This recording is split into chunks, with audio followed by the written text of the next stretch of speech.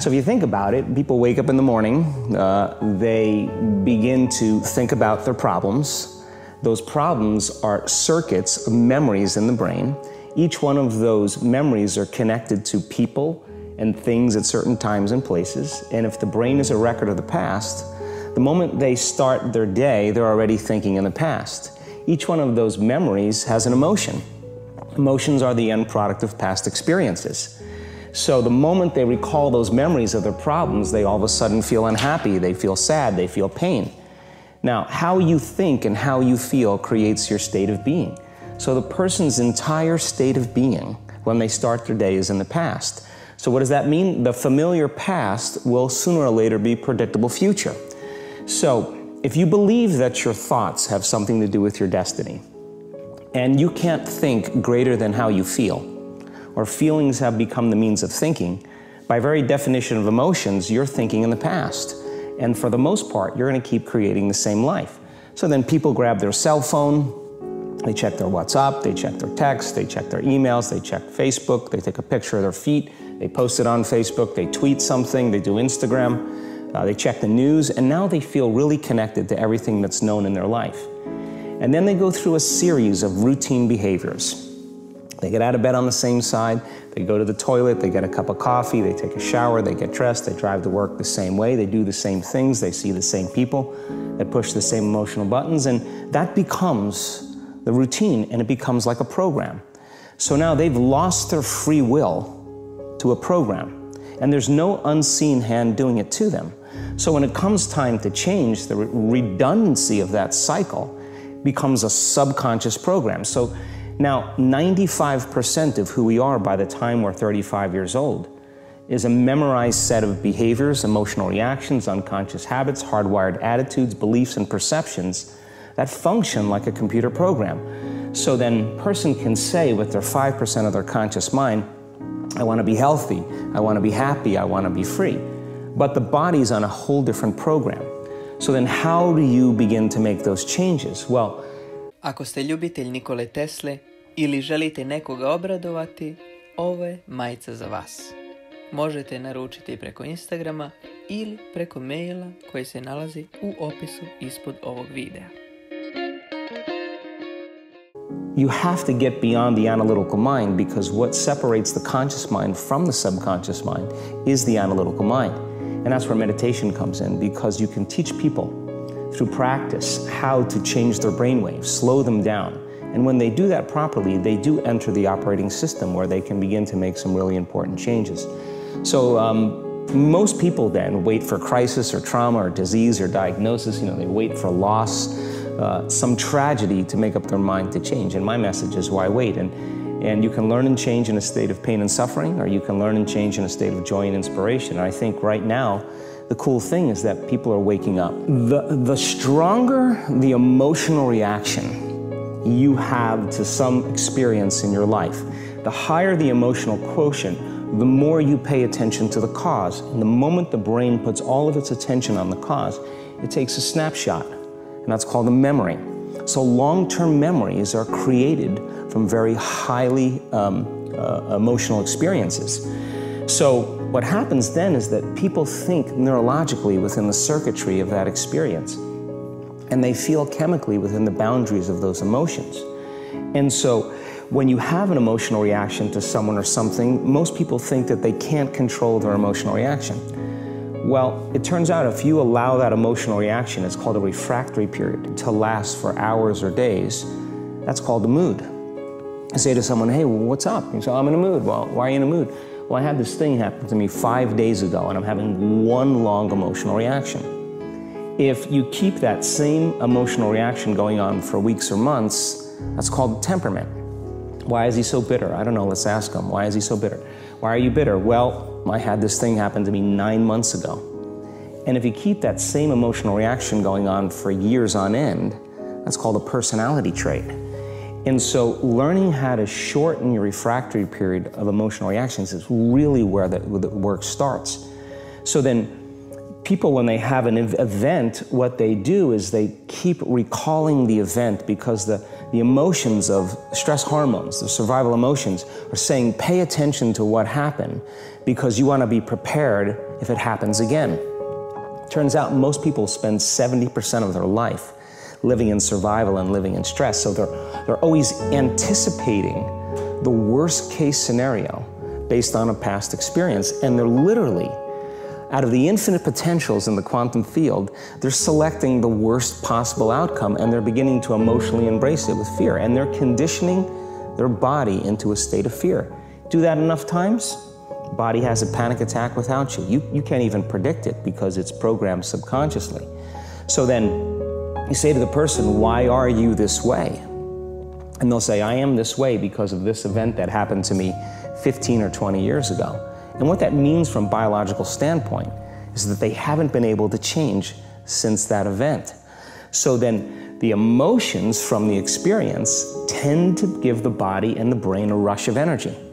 So people become addicted to the rush of those emotions, and they use the problems and conditions in their life to reaffirm their limitation, so at least they can feel something. So now when it comes time to change, you say to the person, why are you this way? Well, every time they recall the event, they're producing the same chemistry in their brain and body as if the event is occurring, firing and wiring the same circuits and sending the same emotional signature to the body.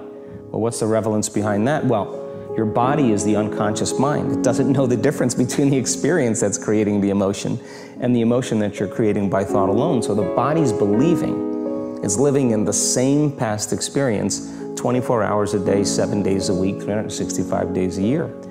And so then when those emotions influence certain thoughts, and they do, and then those thoughts create the same emotions, and those same emotions influence the same thoughts, now the entire person's state of being is in the past. So then the hardest part about change is not making the same choices you did the day before, period. And the moment you decide to make a different choice, get ready because it's going to feel uncomfortable. I think that the bigger thing is that we keep firing and wiring those circuits, they become more hardwired. So you have a thought and then the program runs.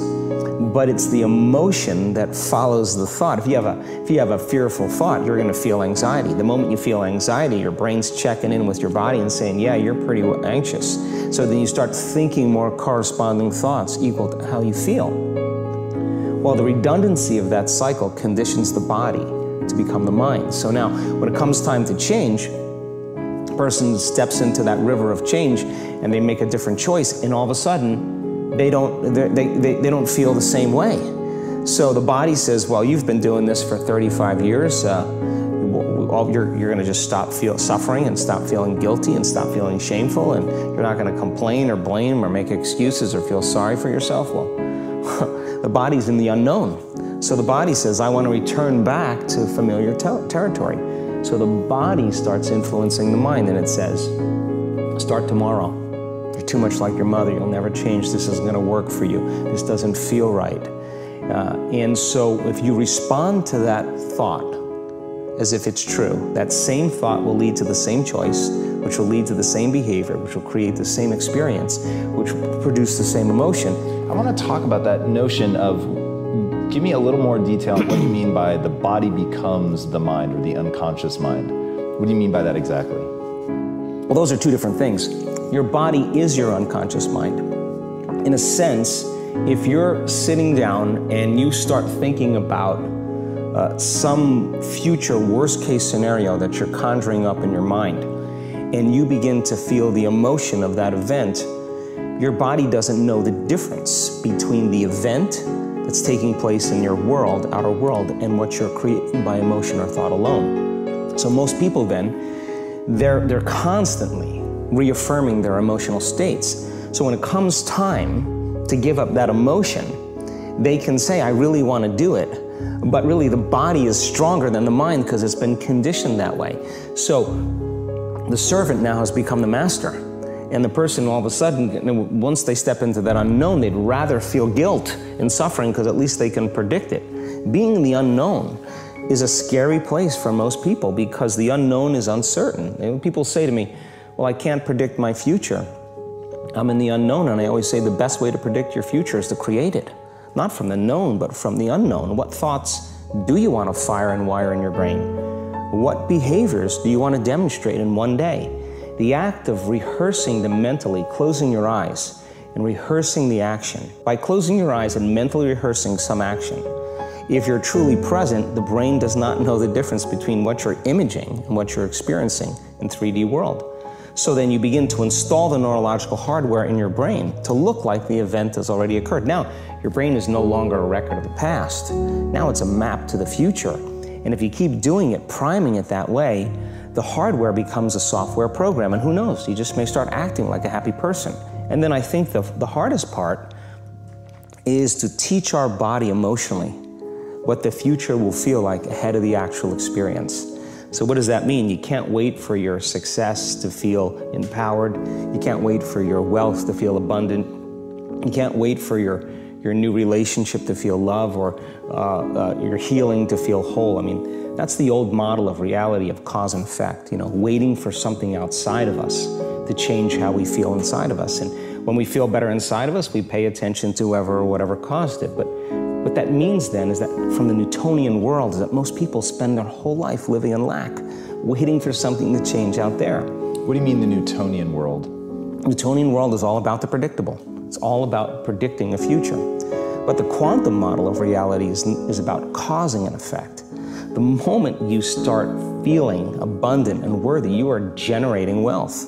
The moment you're empowered and feel it, you're beginning to step towards your success. The moment you start feeling whole, your healing begins. And when you love yourself and you love all of life, you'll create an equal. And now you're causing an effect. And I think that's the difference between living as a victim in your world, saying, I am this way because of this person or that thing or this experience. They made me think and feel this way. When you switch that around, you become a creator of your world, and you start saying, my thinking and my feeling is changing an outcome in my life. And now, that's a whole different game, and we start believing more that we're creators of reality.